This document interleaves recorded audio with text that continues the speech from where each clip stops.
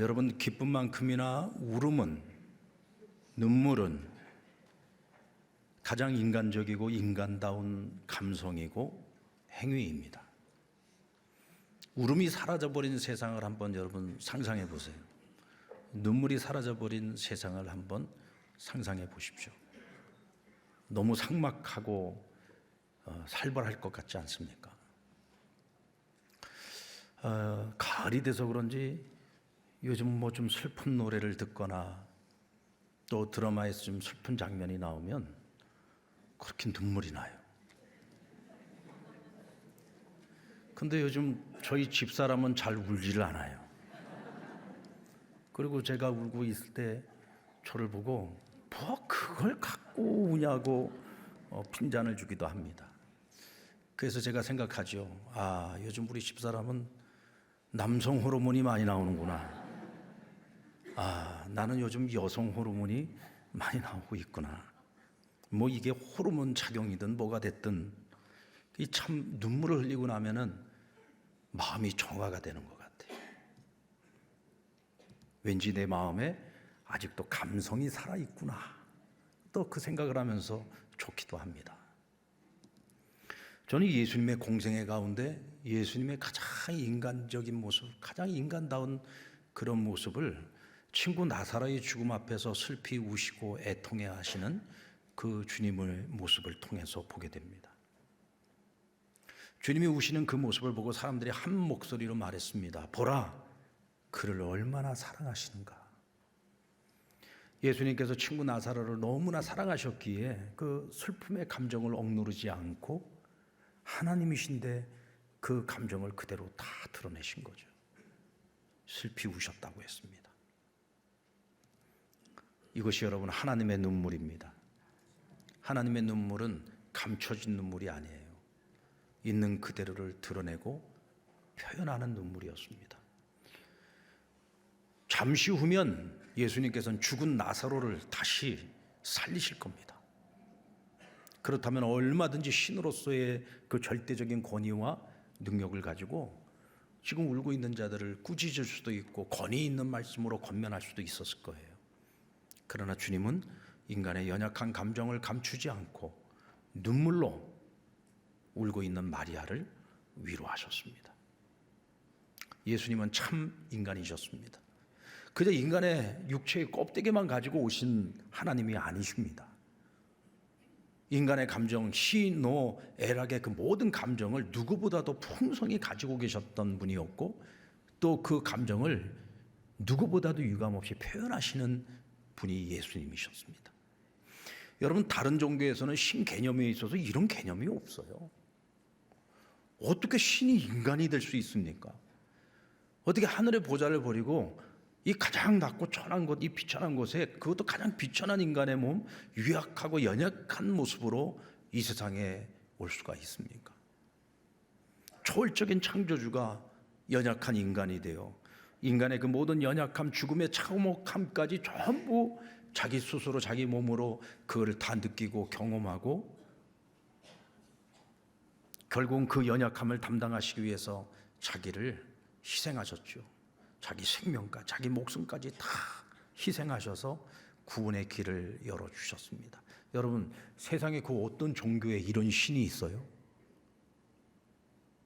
세상에 그 어떤 종교에 신이 인간이 될 수가 있습니까? 그것도 가장 연약하고 비천한 자의 모습으로 오셔서 어떻게 그 모든 인간의 죄를 다 짊어지고 죄인으로서 십자가에 달려 그렇게 비참한 죽음을 맞이할 수가 있습니까?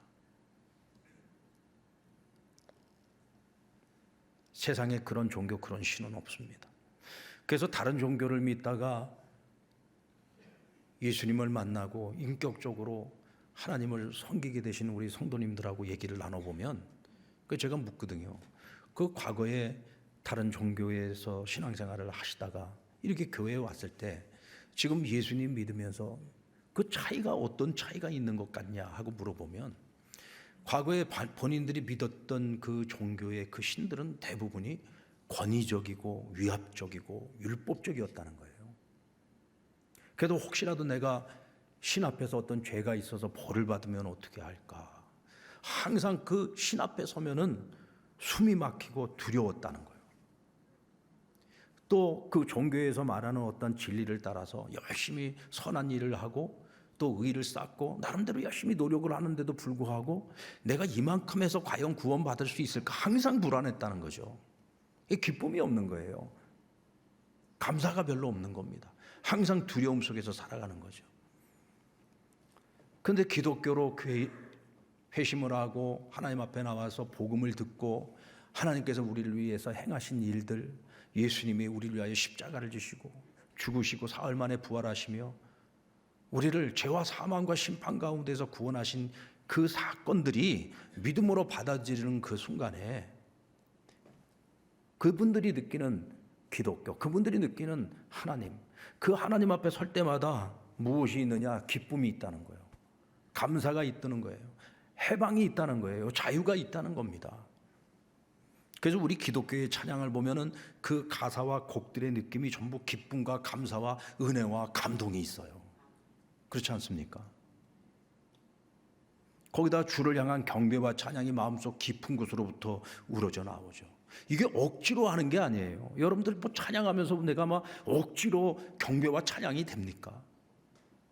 억지로 되는 게 아니잖아요. 그래서 보면은 처음 신앙생활 시작하시는 분들이 처음 은혜를 경험할 때 보면 이 찬양 시간에 뭐 그분들이 가사를 잘 이해를 했기 때문도 아니에요. 뭐 가사가 마음속에 뭐 크게 막 확 와닿아서도 아닙니다. 그런데 그냥 찬양하라는 그 시간에 나도 모르게 막 눈물이 쏟아져 나온다는 거예요. 왜 그러는지를 모르겠다는 거예요. 그 왜 그럴까요? 나를 불러주시고 나를 만나주시는 하나님, 눈물의 하나님이시기 때문에 그렇습니다. 우리 하나님은 감정을 가신 하나님이 그 감정을 표현하시는 하나님이에요. 그래서 그 하나님 앞에 설 때에 나도 모르게 눈물이 나와요. 그리고 어느 순간에 이 눈물의 이유가 뭔지 원인을 알지 알게 될 때 우리는 더 깊은 눈물을 흘릴 수 있고 그것이 눈물이 기쁨으로 바뀌는 겁니다. 믿습니까? 세상 어떤 종교에도 이와 같은 은혜와 감동은 없습니다.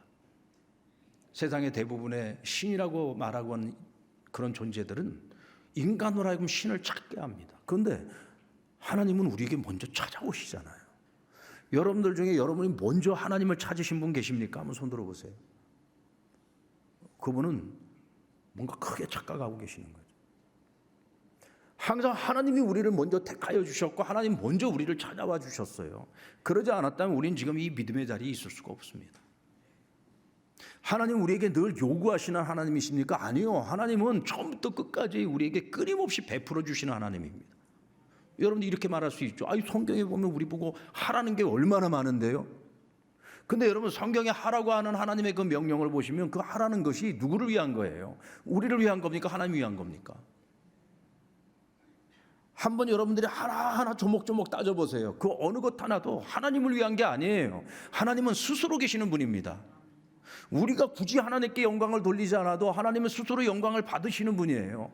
하나님 이 세상 천지 만물을 다 창조하셨어요. 우리는 헤아릴 수도 없고 볼 수도 없는 그 하늘의 그 수많은 무별도 하나님이 다 지으신 거예요. 그 별들이 하나님을 찬양합니다. 하나님께 영광 돌립니다. 나같이 보잘것없고 연약한 자가 굳이 하나님께 영광 안 돌려도 하나님은 스스로 영광 받으시는 분이에요. 근데 뭐가 아쉬워서 우리 보고 맨날 하라 명령하시겠습니까? 결국은 우리를 복되게 하시기 위한 거잖아요. 하나님이 우리에게 약속해 주신 그 모든 은혜와 복, 언약의 축복을 누리기 위해서는 너희가 인간으로서 사람으로서 이건 마땅히 해야 할 일이야. 마땅히 할 일을 가르쳐 주시고 그것을 하라고 하시는 겁니다. 하나님을 위한 게 아니에요. 끊임없이 하나님은 우리를 먼저 생각하시고 우리에게 끊임없이 베풀어 주시고 흘려보내시는 하나님이시라는 거죠. 그런 하나님을 우리가 어떻게 사랑하지 않을 수가 있습니까? 주님께서 나사로의 죽음 앞에서 울고 계실 때 그 모습을 옆에서 지켜보고 있던 사람들이 뭐라고 얘기했어요? 보라, 그를 얼마나 사랑하셨는가. 근데 오늘 우리가 이 말씀을 읽을 때 우리는 현재 시점에서 오늘 나는 이 말씀을 어떻게 읽어야 될까를 생각해 보셔야 돼요. 우리 주님께서 죽은 나사로, 친구 나사로의 죽음을 보고 슬피 우셨던 것처럼 오늘도 주님께서는 날 위해 울고 계십니다. 우리를 위해서 울고 계세요. 오늘 우리가 상실의 고통과 아픔을 겪고 있을 때 우리를 위해서 울어주십니다. 오늘 우리가 아파하고 괴로워하고 힘들어할 때 우리를 위해서 울어주십니다. 여러분, 그 주님의 울음소리를 들어보신 적 있습니까? 주님의 그 눈물을 보신 적 있습니까? 오늘도 주님은 우리를 위해서 애통해 하시며 울고 계십니다. 우리 주님은 그런 분입니다. 마리아는 언니 마르다에 비해서 덜 이성적이고 감성이 굉장히 풍성한 여성이었던 것 같아요. 그래서 예수님께서 두 자매를 위로하시는데 위로하시는 방법이 달라요. 마리아는 굉장히 감성적으로 위로하시는 반면에 마르다에게는 굉장히 이성적으로 위로를 해주십니다. 그래서 울고 있는 마리아를 위로하실 때에는 주님께서 그의 슬픔을 같이 애통해 하시며 공감하시면서 주님도 눈물로 마리아의 그 아픈 마음을 위로해 주셨어요. 그런데 마르다는 다르잖아요. 굉장히 이성적인 모습으로 그를 위로해 주십니다. 23절 말씀에 보면 뭐라고 하셨습니까? 내 오라비가 다시 살아날 것이다 라고 말씀하십니다. 여러분, 이미 죽은 나사로입니다. 그런데 그 나사로가 다시 살아날 거라는 거예요. 누가 이런 말을 할 수 있습니까? 한낱 인간이 이런 말을 할 수 있나요? 여러분들, 아무리 유명한 명의라고 할지라도 수술을 하고 난 다음에 뭐라고 얘기합니까? 저는 제가 할 수 있는 최선을 다했을 뿐입니다. 이제 죽고 사는 문제는 하나님께 달려 있습니다. 이게 정직한 얘기죠. 우리는 우리가 할 수 있는 최선을 다하지만 그 생명을 주관하는 존재는 하나님이신 거예요. 그런데 이미 죽어있는 나사로를 다시 살리겠답니다. 이건 하나님이 아니시면 할 수 없는 얘기예요. 오늘 주님께서 마르다에게 하시고 있는 얘기는 내가 하나님이야 라고 말씀하고 있는 겁니다. 나는 부활이요 생명이라고 말씀하셨습니다. 나는 부활이요 생명이다. 나를 믿는 자는 죽어도 살겠고 무릇 살아서 나를 믿는 자는 영원히 죽지 아니할 것이다. 어떻게 한낱 인간이 이런 말을 할 수 있습니까? 여러분, 하나님이 아니시면 이런 말을 할 수 없는 거죠. 오늘 예수님께서는 진실을 말하고 있는 거예요. 진리를 말하고 있는 겁니다. 야, 마르다야, 정신 차려. 너 지금 이렇게 절망하고 낙심하고 있을 때가 아니야. 지금 너 앞에 서 있는 내가 누구냐? 나 하나님이야 라고 말하고 있는 거예요. 근데 그 하나님 뭐라고 하십니까? 네 죽은 네 오라비 다시 살릴 거야 라고 말씀하시는 거예요. 그리고 믿으라고 말씀하십니다.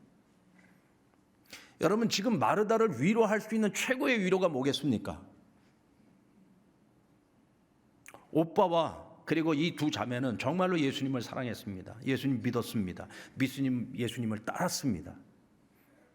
근데 그 예수님이 알고 보니 하나님이십니다. 할렐루야. 본인이 자기 입으로 나는 하나님이다. 나는 죽은 자도 살릴 수 있다. 내가 네 오라비 살릴 거야 라고 말씀하셨어요. 믿어야죠.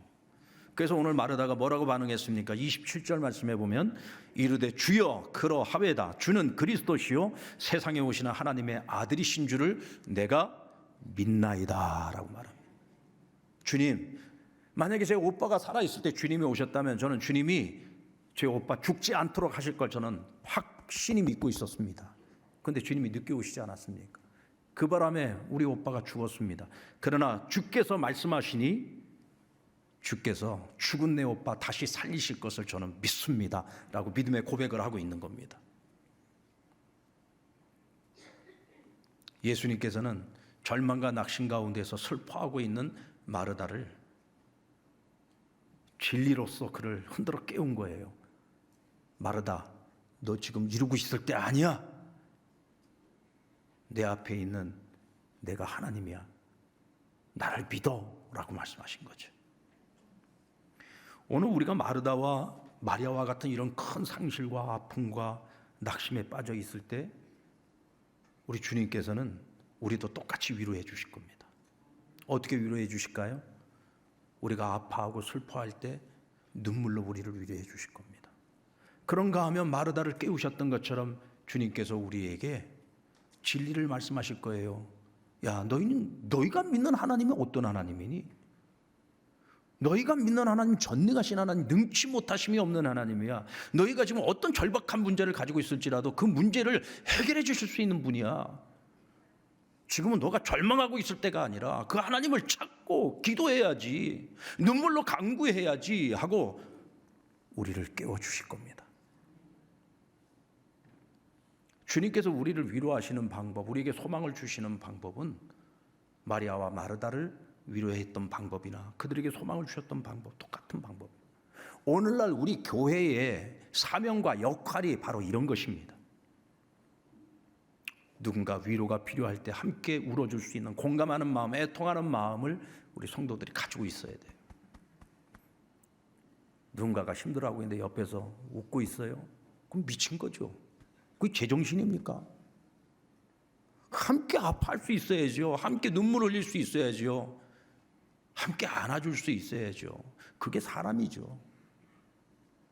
그게 하나님의 사랑을 알고 그 품에 안겨서 그 은혜를 잊고 살아가는 사람들이 가져야 될 마땅한 마음, 자세 아니겠습니까?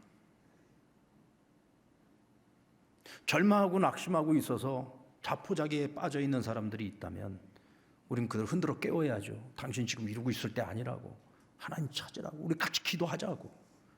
우리 하나님 전능하신 하나님 아니냐고. 함께 흔들어 깨워야죠. 오늘 우리가 그와 같은 역할을 감당해야 되는 겁니다. 이것이 교회의 역할이고 교회의 사명입니다. 예수님의 가장 큰 아름다움은 하나님인 동시에 인간이라는 점이죠. 주님은 사자이면서 동시에 어린 양이셨습니다. 자신이 하나님이심을 말씀하시지만 거드름을 피우지 않으셨습니다. 지극히 연약하고 깨어진 이들도 막힘없이 다가갈 수 있는 분이었지만 그분은 타락한 권력 앞에서 절대 두려움을 나타내시지 않았습니다. 예수님은 온유하시지만 약하지 않았고 강하시지만 모질지 않았고 겸손하시지만 자신감이 넘치는 분이었습니다.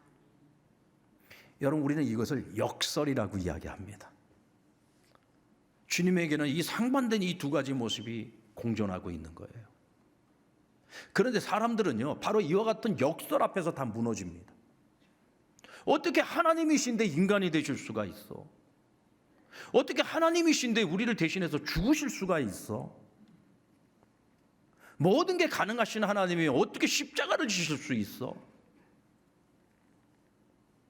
이게 역설인 거죠. 이 역설 앞에서 우린 다 무너질 수밖에 없어요. 그래서 이게 감동으로 다가오는 겁니다. 아, 그래. 하나님 그만큼 우리를 사랑하셨지. 그래서 주님을 나의 구주로 영접하게 되는 것이고 주님을 더욱 사랑하게 되는 것입니다. 근데 여러분, 오늘 우리에게도 이런 역설적인 모습이 필요하다는 거예요. 예수님께서는 나사로가 묻힌 무덤으로 나아가셨습니다. 38절에 보면 예수님 무덤으로 나아가실 때 다시 속으로 비통히 여기시며 나아가셨다 그랬어요. 근데 이 비통히 여기셨다라고 하는 이 말씀을 헬라어 원문의 뜻에 보면 화가 나서 울부짖었다라고 표현하고 있습니다. 오늘 주님께서 사랑하는 친구의 죽음 앞에서 슬퍼하는 건 충분히 이해가 돼요. 그런데 화가 나셨대요. 친구가 죽었는데 화가 났어요. 대체 무엇에 대하여 화가 난 것일까요? 죽음에 대해서 화가 나셨겠죠. 사랑하는 친구가 죽었어요. 이제 다시 얼굴 보기 힘들잖아요. 이 땅에서 만나기 어렵잖아요. 그런데 이 친구를 죽게 만든 것이 무엇입니까? 죄잖아요. 하나님이 처음 인간을 지으실 때는 하나님의 형상을 따라 지음받아 영원한 존재였지만 인간이 하나님 앞에 불순종의 죄를 지으면서 그 죄의 값이 사망으로 우리에게 다가온 겁니다. 결국 모든 죽음은 모든 만남과 관계 속에서 이별을 가져오게 되고 우리에게 슬픔과 비통함을 가져오게 되죠. 그런데 이 친구의 죽음은 결국 그 죄 때문이라는 거예요. 오늘 주님께서는 이 죄에 대하여 분노하고 계시는 것입니다.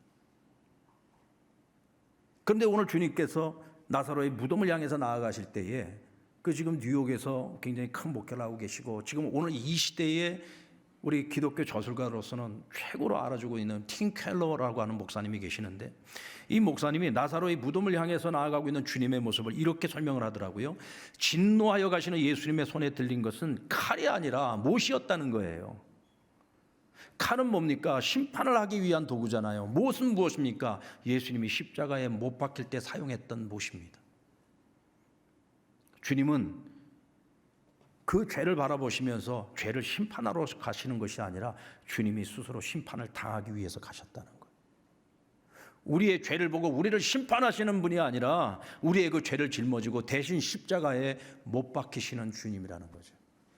오늘 주님께서 나사로의 그 무덤을 향해서 나아가는 그 모습은 자신의 죽음을 준비하고 있는 모습입니다. 여러분, 나사로를 다시 살려내고 난 후에 어떤 일이 있었습니까? 예루살렘의 지도자들이었던 대제사장들과 바리새인들이 함께 공회에 모였습니다. 그리고 그들이 말하기를, 예수가 이와 같이 수많은 표적들을 행하는데 심지어 얼마 전에는 나사로를, 친구 나사로가 죽었는데 그를 다시 살려냈다더라. 이거 어찌하면 좋냐? 잘못하다 우리가 가지고 있는 이 모든 헤게모니를 예수에게 다 빼앗기게 생겼다. 그러면서 결국 그들이 모의한 결론이 뭡니까? 예수를 죽이자는 거였어요. 여러분, 나사로를 살리는 것은요, 곧 나의 죽음을 의미한다는 것을 주님께서 이미 알고 계셨습니다. 그럼에도 불구하고 무덤을 향하여 나아가셔서 큰 소리로 나사로야 나오라 하고 외침에 죽은 나사로가 살아서 나온 겁니다. 여러분, 나사로를 살려낸 것은 단지 나사로를 죽음에서 살려내는 것 그 자체가 목적이 아니죠. 두 자매를 위로하시기 위해서만 한 것이 아닙니다.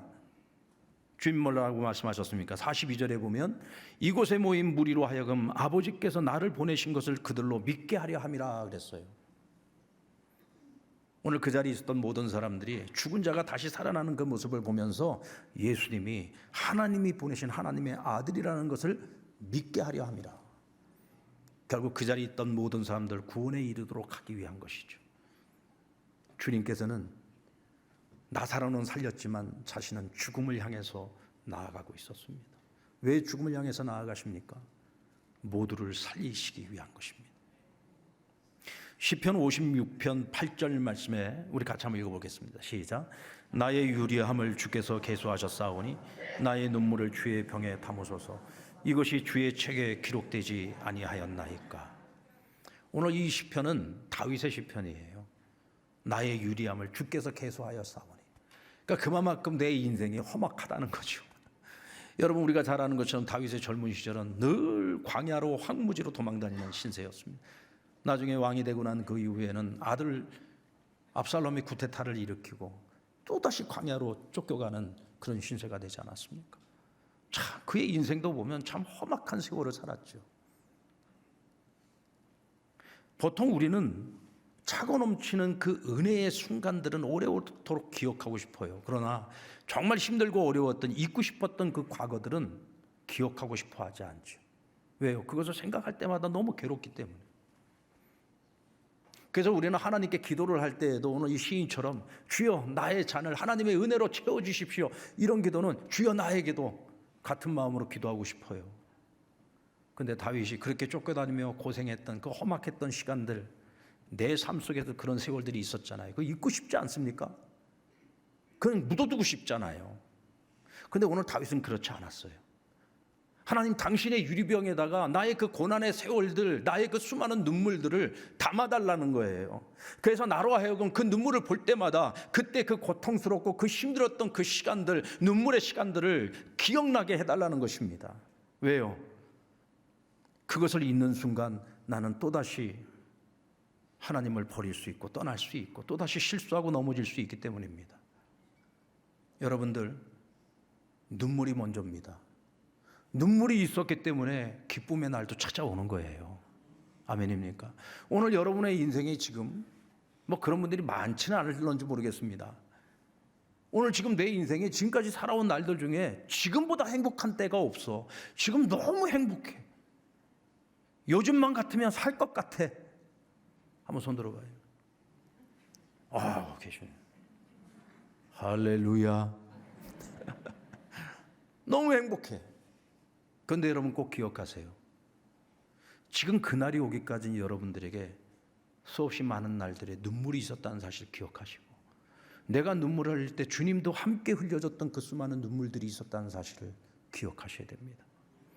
여러분들이 그 눈물을 잊어버리는 그 순간에 잘못하면 여러분들에게 또 다른 위기가 찾아올 수 있습니다.